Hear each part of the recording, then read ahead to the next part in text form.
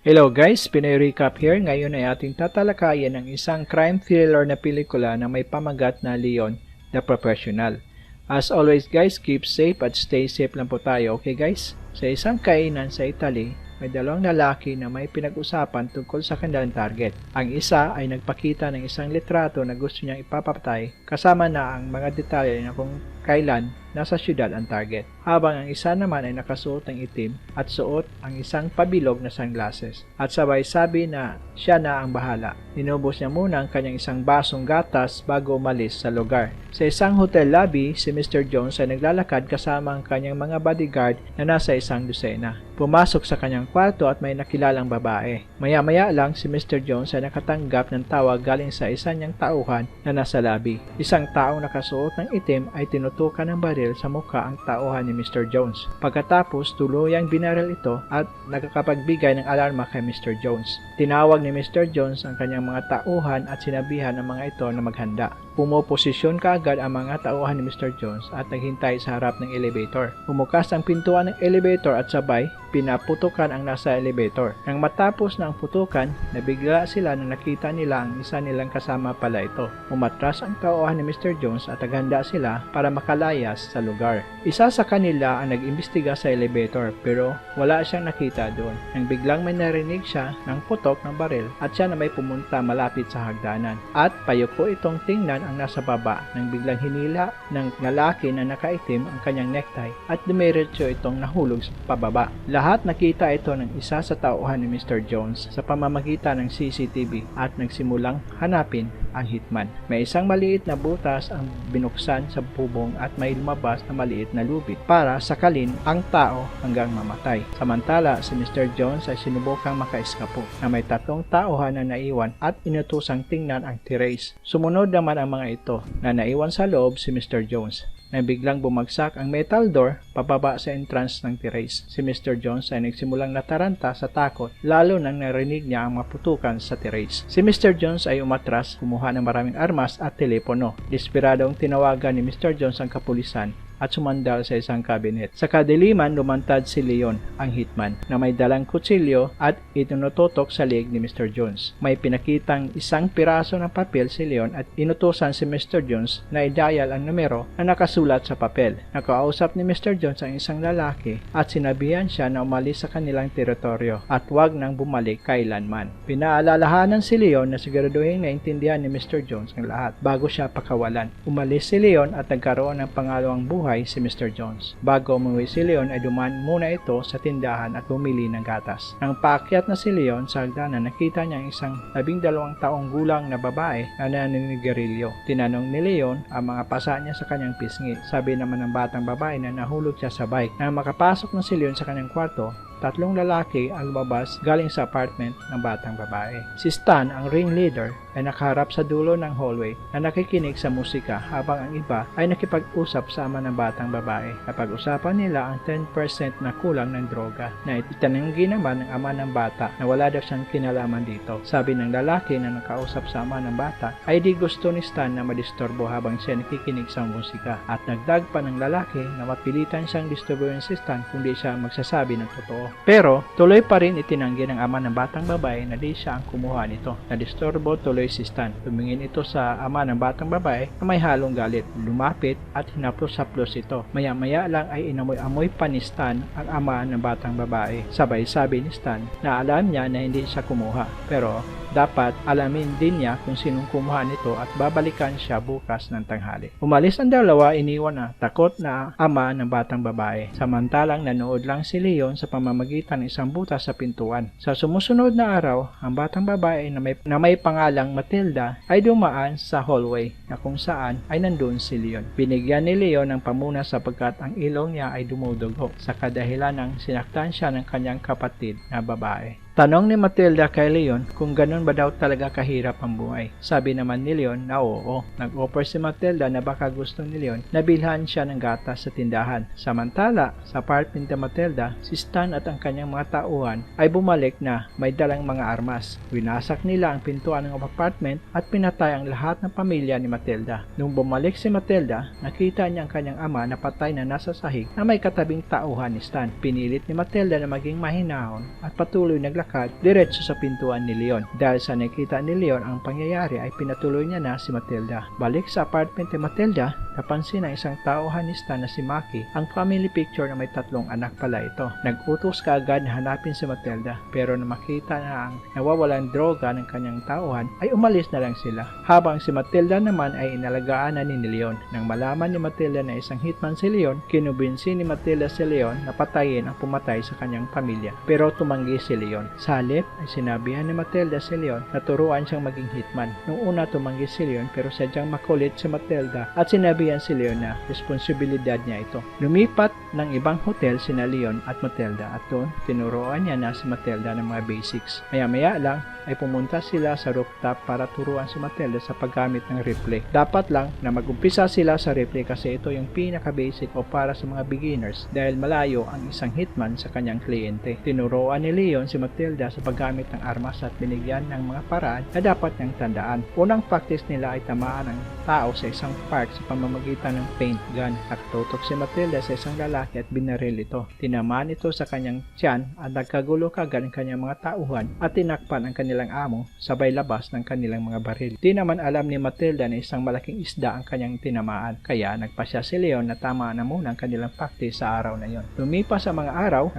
nakasanayan na rin ni Matilda na kasama si Leon sa kanyang buhay. Araw-araw tinuturuan ni Leon si Matilda at tinutulungan din siya ni Matilda sa araw-araw na gawain. Isang araw nagreklamo si Matilda na lagi na lang daw silang practice ang practice, kaya nagbihis ito at ginaya ang mga suot ng mga celebrities na pinahuhulaan naman niya kay Leon. Habang tumatagal, lalong magkalapit ang dalawa at si Leon naman ay nakaramdam na parang anak niya na si Matilda. Maya-maya lang, si Leon ay nakipagkita sa kanyang kaibigan at amo na si Tony. Tinanong ni Leon kung nasaan na ang pera na pinahawak sa kanya sa kadahilan ng di pa marunong magbasa si Leon noon. Hinayaan ni Leon na si Tony ang hawak sa kanyang pera na walang tanong-tanong. Gusto ni Leon na gamitin ang iba niyang pera para tulungan si Matilda. Nag-promise naman si Tony na ibibigay niya ito mamaya at binigyan ng panibagong trabaho si Leon. Balik sa hotel, sinabihan ni Matilda si Leon na parang mahal niya na ito. Di pinansin ito ni Leon at umalis na lang para gawin ang kanyang trabaho. Samantala,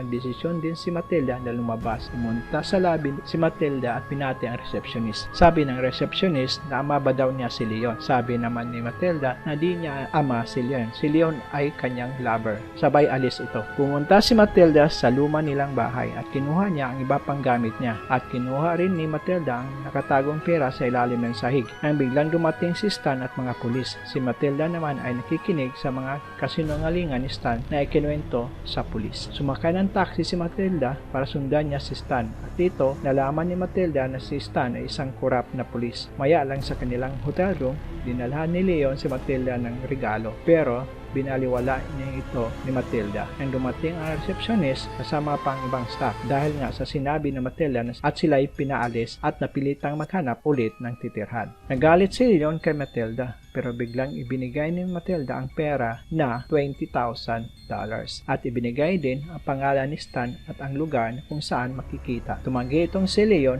at kinumbinsi si Matilda na kalimutan ang kanyang paghihinganti. Pero di daw kayang gawin ni Matilda ito dahil sa ginawa nila sa kanyang pamilya. Sa isang restaurant, ipinakilala ni Leon si Matilda kay Tony at sinabi niya bago niyang partner ito. Medyo nawerduhan si Tony pero sumang-ayon na rin. Pina-assign ni Tony kay Leon ang bagong trabaho at sa panahong ito ay kasama na si Matilda. Ang kanilang target ay isang lalaki sa isang apartment. Dumating ang dalawa sa harap ng pintuan. Tinuruan ni Leon kung saan nakalagay ang kadena sa kandado at nang binuksan ang pintuan, mabilis na pinutol ni Leon ang kadena at pumasok ito. Pinasok ni Leon ang armas sa bunganga ng tao habang si Matilda naman ay nakita ang mga droga sa lamesa. Inutusan ni Leon ang lalaki na sumandal sa bintana at sinabihan din ni Leon si Matilda na kunin kanyang baril. Binaril ni Matilda ang lalaki sa pamamagitan ng kanyang paintball na baril. Sobrang natakot at tuliro ang lalaki. Di makapaniwala kay Leon na tinuturuan niya si Matilda. Sinabihan ni Leon si Matilda na dapat 2 putok ang kanyang gagawin. Una, para malito ang target at ang pangalawa ay para patayin na ito. Sinabihan niya ito na itago na ang kanyang baril at tuluyan ng binaril ni Leon ang lalaki. Nang matapos nila ang kanilang trabaho, sila ay nag-celebrate at kumain sa isang restaurant. Gumawa pa ang dalawa ng maraming trabaho ginamit ang paraan na itinuturo ni Leon kay Matilda. Sa isa nilang trabaho, nalaman na ng kanilang target ang kanilang paraan kaya nakapaghanda na ito. Pinaula na ng bala ng kanilang target ang pintuan. Buti na lang at mabilis na ikubli ni Leon si Matilda. Kumuha ng granada si Leon at tinapon sa loob ng kwarto. Patay ang tao na may dalang machine gun. Isang araw, sinabihan ni Leon si Tony na ibigay kay Matilda ang kanyang pera kung darating ang panahon na may masamang mangyari sa kanya. Pagkatapos ay bumalik ito sa apartment at kinuha ang kanyang mga gamit at sinabihan si Matilda na kailangan niya munang mag-isa. Lumabas din na mag-isa si Matilda at pumunta sa opisina ni Stan. Nakuhang makapasok si Matilda at sinundan si Stan sa bathroom. Napansin ni Matilda na mag-isa lang siya sa loob ng bathroom nang biglang sumara ang pintuan at doon lumabas si Stan na nagtatago. Sinubukang takutin ni Stan si Matilda para malaman na kung kanino siya nagtatrabaho. Sa bandang dulo ay lumabas din ang totoo na paghihiganti pala ang pakay ni Matilda. Sinabihan ni Stan si Matilda na di siya magdadalawang isip na patayin ng isang tao na ayaw na mabuhay. Tinanong niya si Matilda kung gusto pa ba daw niyang mabuhay. Sagot naman ni Matilda na oo. Pumorma na si Stan para barilin na sana si Matilda nang biglang dumating ang isa niyang tauhan. Yon pala, binalitaan niya si Stan na patay na si Maki. Si Maki ay nakipag-deal sa mga Chinese drug dealers nang biglang dumating ang isang professional killer at pinatay lahat. Nang matapos marinig ni Stan ang balita, sinabihan niya ang kanyang tauhan na dalhin si Matilda sa kanyang opisina. Samantala, umuwi na si Leon at nalaman niyang wala si Matilda at nag-iwan ng mensahe para sa kanya na nagsasabing puntahan niya si Stan para patayin. Nagmamadaling umalis si Leon para puntahan siya. Sa opisina ni Stan, si Matilda ay binabantayan ng dalawang tauhan nito. Tinignan ang kanyang bag at nakitang may mga armas at may kasamang pizza. Biglang sumulpot si Leon at mabilis na pinagbabaril ang dalawang tauhan ni Stan. Nang matapos ay nagmamadaling bumalik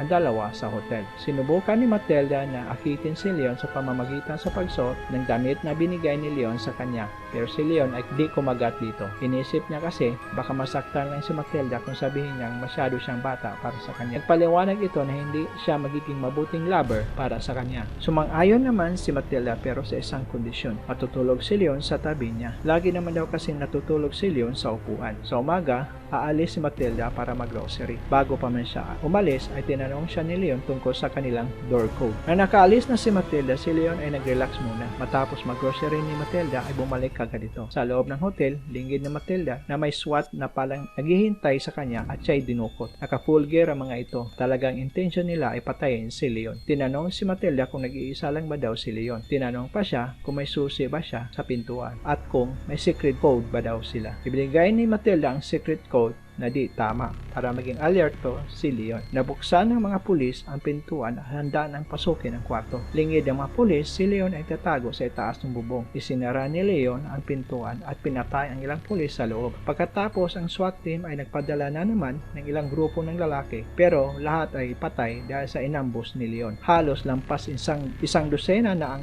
napatay ni Leon na ngayon ay may tama na sa kanyang balikat. Humingi ng tulong si Stan at pinatawag ang lahat habang ilang SWAT team ay nagtatago sa gilid. Sumilip ang isa at dinukot ito ni Leon bilang hostage at gustong pakawalan si Matilda. Nakuha ni Leon si Matilda at umatras sila papasok sa kwarto nila. Binaril ni Leon ang water pipe para mahirapan makakita ang mahabol sa kanila. Iniwan ni Leon ang kanyang hostage sa harap ng pintuan. Nang isinara ni Leon ang pintuan ay biglang pinaulanan ng bala ang pintuan kahit mapatay pa ang kasama nila. Sa loob naman ay nagtatago sina Matilda at Leon sa mga sniper na nasa mga bintana. Tapos ay tumuloy sila sa banyo.